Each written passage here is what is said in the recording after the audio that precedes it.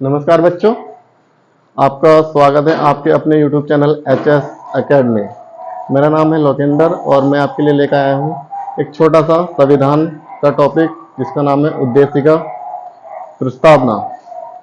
तो आप समझेंगे कि प्रस्तावना या उद्देशिका होता क्या है। तो जैसे कि हमारे संविधान में प्रस्तावना का क्या महत्व है। तो प्रस्तावना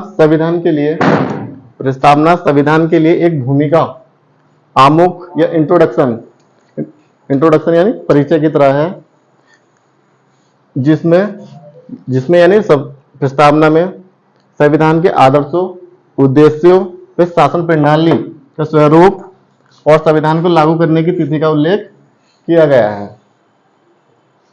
तो हम समझेंगे कि हमारे संविधान में प्रस्तावना को कहां से लिया गया है, हमारी प्रस्तावना का जो स्रोत क्या है।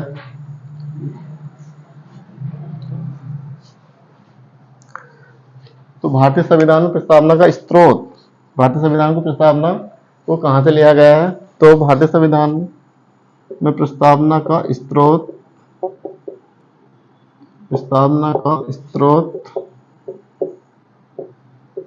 है हमारा उद्देश्य प्रस्ताव, जिसको लाया गया था जवाहरलाल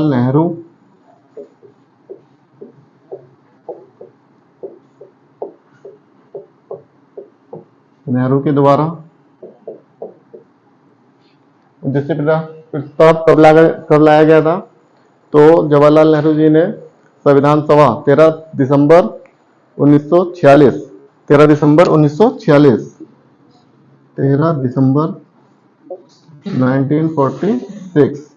संविधान सभा।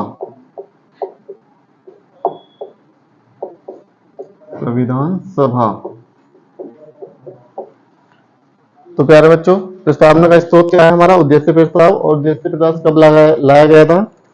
तो 13 दिसंबर 1946 संविधान सभा में। किसके द्वारा? जवाहरलाल नेहरू के द्वारा।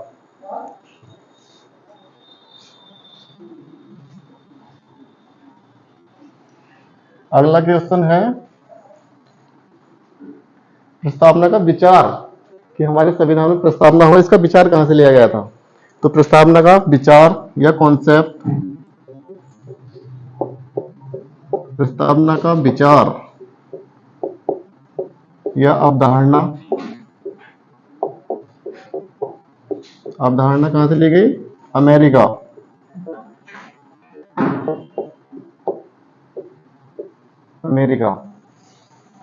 प्रस्तावना का विचार या अवधारणा हमने कहां से लिया? अमेरिका से, कि हमारे संविधान में भी एक प्रस्तावना होनी चाहिए। और अगला क्वेश्चन है हमारा प्रस्तावना की भाषा। प्रस्तावना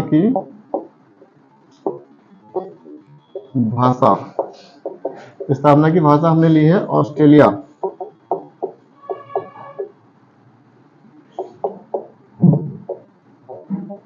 ऑस्ट्रेलिया से। तो प्यार बच्चों, इतना समझ में आया।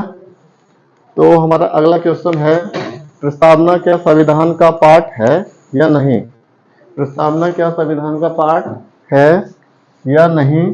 प्रस्तावना में संशोधन हो सकता है या नहीं हो सकता है।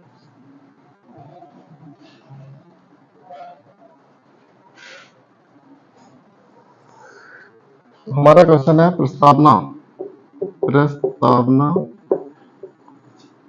संविधान का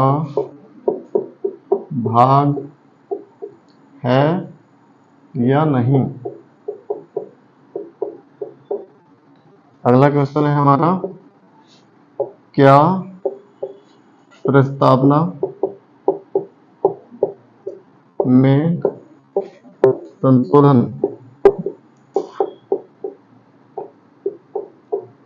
हो सकता है या नहीं। तो प्यारे बच्चों, ये क्वेश्चन कुछ ज्यादा ही महत्वपूर्ण है आपके लिए। प्रस्तावना संविधान का भाग है या नहीं। तो प्रस्तावना संविधान का भाग है। और क्या प्रस्तावना में संशोधन हो सकता है? तो यस, प्रस्तावना में संशोधन हो सकता है। आर्टिकल 368 हो सकता है। फिर अगला क्वेश्चन आता है कि प्रस्तावना में कितनी बार संशोधन हो चुका है?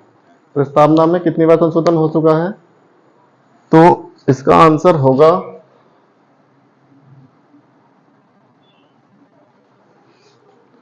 प्रस्तावना में अब तक कितनी बार संशोधन हो चुका है? तो कितनी बार हो चुका है? एक बार। कब? 42वां संविधान संशोधन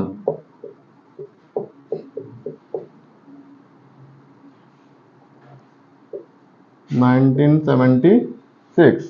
तो प्रस्तावना में कितनी बार संशोधन हो चुका है? तो एक बार, अभी तक एक बार। और 42वां संविधान संशोधन द्वारा हमारे 3 शब्द जोड़े गए, वो हैं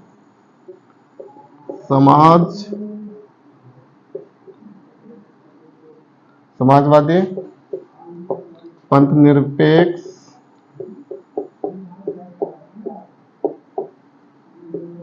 और अखंडता।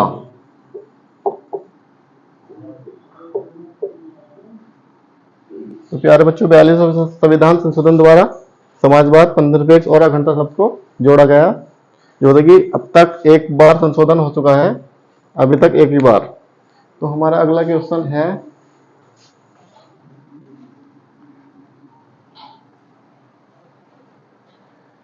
संविधान बनकर कब तैयार हुआ?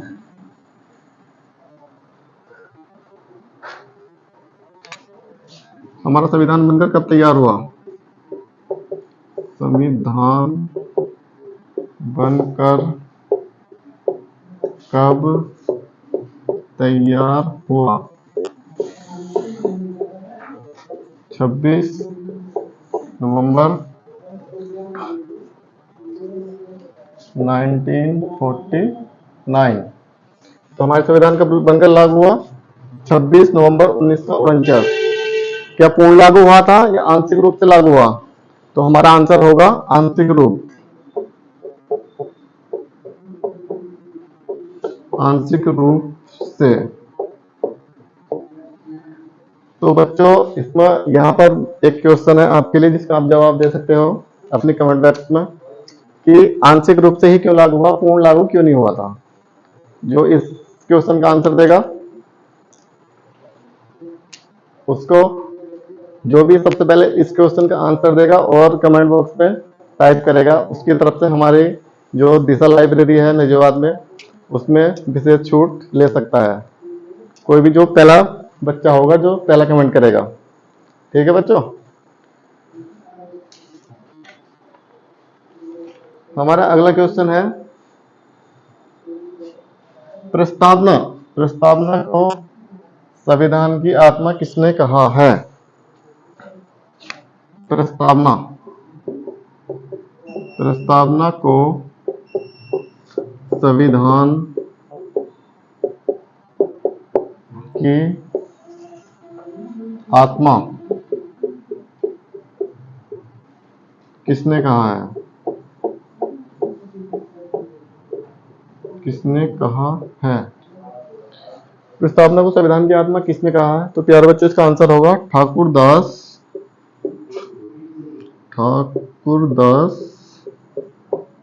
भार्गव। किसने कहा है? ठाकुरदास भार्गव। अगला क्वेश्चन हमारा होगा, प्रस्तावना, प्रस्तावना को भारत की राजनीतिक जन्मपत्री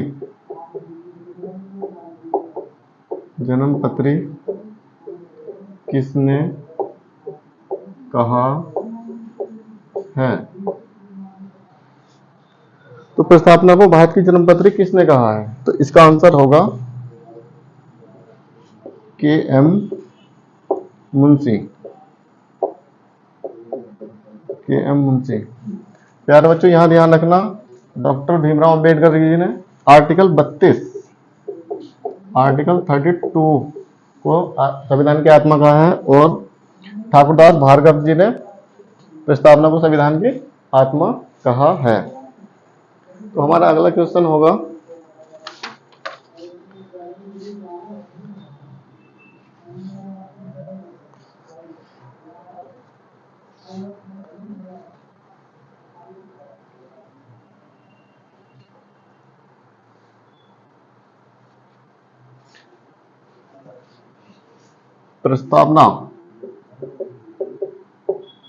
प्रस्तावना में संविधान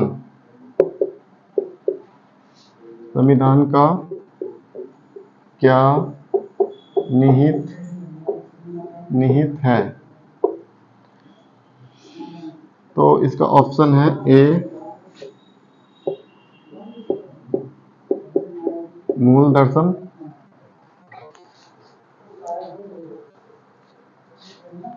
प्रत्यक्ष लोकतंत्र,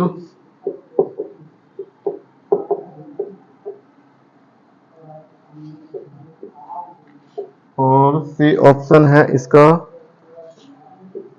साम्यवादी स्वरूप,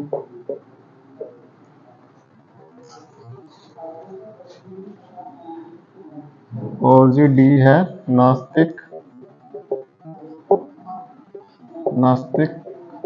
राज्य। तो बच्चों, इसका सही आंसर क्या होगा? प्रस्तावना में संविधान का क्या निहित है? तो प्रस्तावना में संविधान का मूल दर्शन, प्रस्तावना में संविधान का मूल दर्शन निहित है। अगला क्वेश्चन है हमारे पास,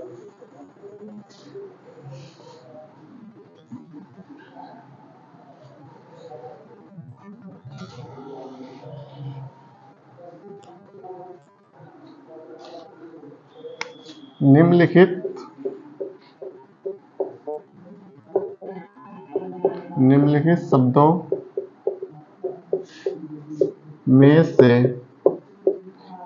शब्दों में से कौन सा कौन सा या कौन से शब्द 42वें संविधान संशोधन से पहले भी प्रस्तावना में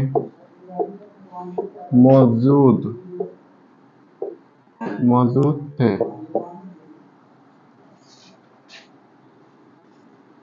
तो एक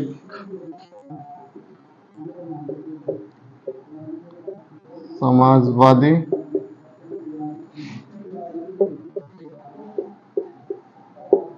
पंथ निरपेक्ष,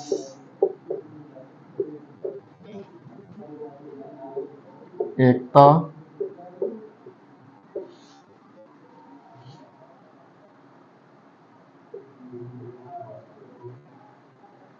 अखंडता।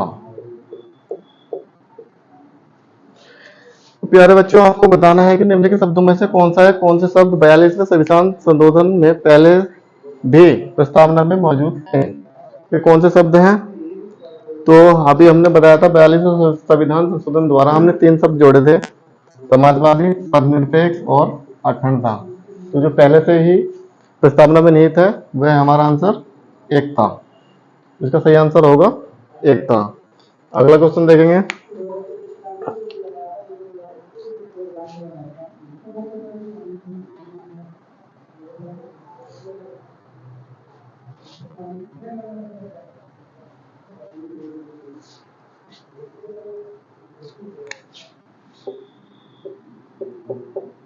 भारत में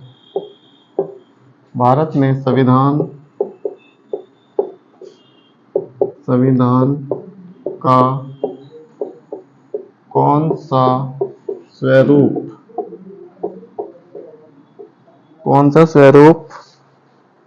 प्रचलित है?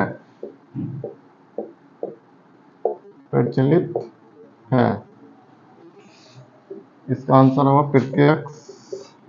विकल्प ए प्रत्यक्ष, अप्रत्यक्ष,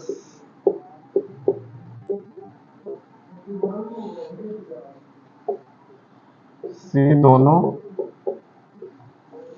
डी कोई नहीं। भारत में संविधान का कौन सा स्वरूप प्रचलित है? तो इसका सही आंसर होगा बच्चों अप्रत्यक्ष। भारत में संविधान का कौन सा रूप प्रचलित है? अप्रत्यक्ष। अगला क्वेश्चन होगा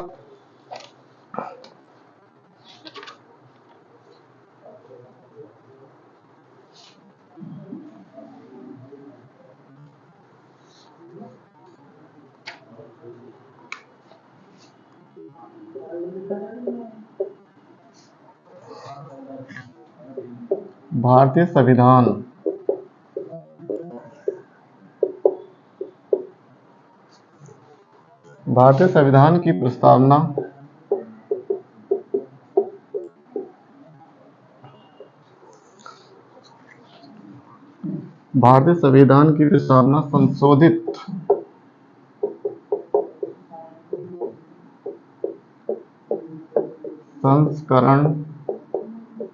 संस्करण है। इसके ऑप्शन होंगे नेहरू रिपोर्ट,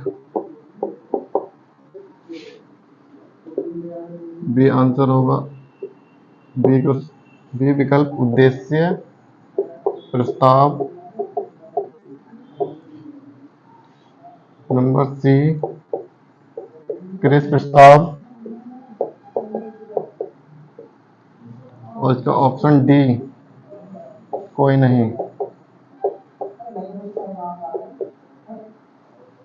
भारतीय संविधान की प्रस्तावना का संशोधित संस्करण है, तो इसका सही आंसर होगा प्यारे बच्चों उद्देश्य प्रस्ताव। तो इसी के साथ बच्चों आपने देखा प्रस्तावना और प्रस्तावना से जुड़े हुए कुछ क्वेश्चन। तो अगर आपको क्लास अच्छी लगी हुई है तो वीडियो को लाइक और कमेंट कर सकते हैं। आपके लिए इतना ही। जय हिंद बच्चों, धन्यवाद।